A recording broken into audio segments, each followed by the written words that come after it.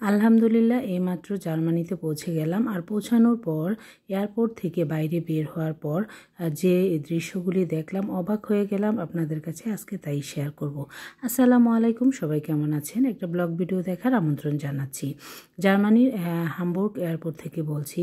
হামবুর্গে পৌঁছানোর পর আমরা এয়ারপোর্ট থেকে বের হয়ে গিয়ে যার যার গন্তব্য যাওয়ার জন্য কিন্তু বিভিন্ন বাসের ব্যবস্থা আছে। বাসে চড়ে গেলাম। এই বাসে আমাদের বাসায় কিলে যেতে সময় লাগবে 1.5 ঘন্টা। আমরা যেহেতু ইউনিভার্সিটির কোয়ার্টার মানে ডরমেটরি পেয়েছি, এখান থেকে সরাসরি ডরমেটরির সামনেই কিল সিটিতে গিয়ে বাসে পৌঁছাবে। আর বাসের শেষ গন্তব্যস্থলও কিল সিটি। এখন বাসে ওঠার পরে আসলে কিন্তু 6:30 বেজে গেছে, সন্ধ্যা 6:30। কিন্তু চকচকে ঝকঝকে রোদের ঝলকানি দেখে আমি তো অবাক হয়ে গেলাম। আমি ভাবলাম যে জার্মানিতে হয়তো এখন দুপুর 12টা। যেহেতু স্প্রিং চলতেছে তাই ওয়েদার খুব ভালো, শীতের আধিক্য নেই। আর শীত থাকলে কিন্তু জার্মানিতে রোদের দেখা মেলে না। কিন্তু একটু যাওয়ার পরে যখন 7টা বাজলো তখনও দেখলাম সেম রোদ আরও ঝলমল করে উঠছে। আরও আগালাম, 7টা 7:30 বেজে গেল, তারপরও রোদ কমছে না। আমি তো অবাক হয়ে গেলাম। তারপর গুগলে সার্চ করে দেখলাম যে এইখানে 8:30 পরে প্রায় 9টার দিকে গিয়ে রাত হয়। আর এটাই আশ্চর্যের বিষয় হয়ে গিয়েছে যে আমাদের দেশে 9টার দিকে ঘুটঘুটে অন্ধকার। রাতের খাবার সেরে আমরা বাচ্চাদের বেডে নেওয়ার ব্যবস্থা করি, আর এখানে 9টা বেজে গেলেও রাতের দেখা মিলে না। আবার এমনও সময় আছে যখন নাকি উইন্টার, তখন নাকি 3:30টার পরেই ঘুটঘুটে অন্ধকার নেমে রাত হয়ে যায়। অদ্ভুত এক দেশ। আর বাস দিয়ে যেতে যেতে চোখে যেসব দৃশ্য পড়লো অবাক হয়ে গেলাম। আর আমার মেয়েও খুব এক্সাইটেড হয়ে গেল, কারণ সে বই পুস্তকে যেসব জিনিস সম্পর্কে পড়েছে আজকে স্বচক্ষে দেখতে পাচ্ছি। এই যে এগুলি দেখছেন চাকার মতো করছে, এগুলো হচ্ছে উইন্ডমিল। এই উইন্ডমিল থেকেই বিদ্যুৎ তৈরি করা হয়। যারা তোমরা বাচ্চারা আছো তারা কিন্তু জানো, পড়াশোনা বইয়েতে 4-5 বইয়ে কিন্তু বিজ্ঞান বইয়ে এই উইন্ডমিল সম্পর্কে বিস্তারিত আছে। তাই আমার মেয়ে যে বই পুস্তকে পড়েছিল আজকে প্র্যাকটিক্যাল দেখতেছে যে উইন্ডমিলের চাকা ঘুরিয়ে বিদ্যুৎ উৎপন্ন করা হয়। সে বাসের উইন্ডোর পাশের সিটে বসছিল এবং সেগুলি দেখে আমার সাথে গল্প করতেছিল।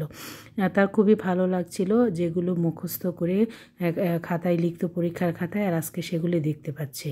আর কিলে যাওয়ার পথে হামবুর্গ থেকে কিলে যাওয়ার পথে কিন্তু শুধু এরকম অনেক বিস্তীর্ণ রাস্তা জুড়ে উইন্ডমিল দেখতে পেলাম।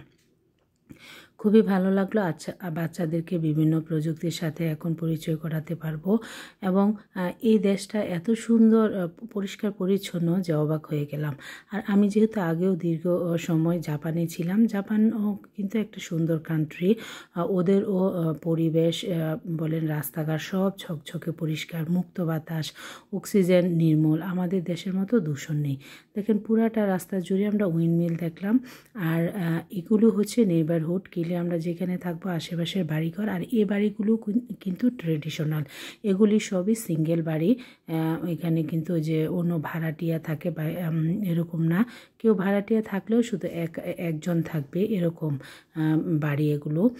এই বাড়িগুলো সবই ট্রেডিশনাল, অনেক আগের, মানে ওদের ঐতিহ্যবাহী বাড়ি।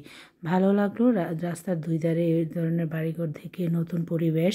অবশ্য জাপানের সাথে কিছুটা মিল আছে, যেহেতু জাপানে দীর্ঘদিন ছিলাম, কিন্তু ওদের খাওয়া দাওয়া সব কিছু জাপান থেকে কিছুটা ভিন্ন। সেগুলো আস্তে আস্তে আপনাদের সাথে শেয়ার করব, যেহেতু দীর্ঘদিন এই কিল সিটিতে থাকা হবে। আর কিলটা হচ্ছে একটা সামুদ্রিক এলাকা, বাংলাদেশের কক্সবাজারের মতো। আমার বাসার পেছনের সাইডে পাহাড় আর সামনের দিকে সি বিচ। খুব সুন্দর একটা জায়গা আমার বাসা, সেটাও আমি আপনাদের সাথে শেয়ার করব। আমার সাথে থাকবেন, সব ভিডিও দেখবেন আশা করি। জার্মানির বিভিন্ন সংস্কৃতি, কৃষ্টি, কালচার, খাওয়া দাওয়া, রান্না বান্না, বিভিন্ন সৌন্দর্য, প্রাকৃতিক সৌন্দর্য সবই আমি আপনাদের সাথে শেয়ার করব ইনশাল্লাহ। আর যারা আমার ভিডিও দেখেন, আমার পাশে থাকেন, সবাইকে অসংখ্য ধন্যবাদ। আমাদের নতুন জীবনের জন্য সবাই দোয়া করবেন। নতুন একটা শহরে, নতুন একটা দেশে বাচ্চাদের নিয়ে দীর্ঘদিন থাকবো। যেহেতু আমার হাজব্যান্ড হাম্বোল্ট স্কলারশিপ পেয়ে কিল ইউনিভার্সিটিতে এক্সপিরিয়েন্স রিসার্চার হিসাবে এসেছেন, এখানেই সে রিসার্চ করবেন, দীর্ঘদিন কাজ করবেন। আর এটা তার সেকেন্ড পোস্টডক।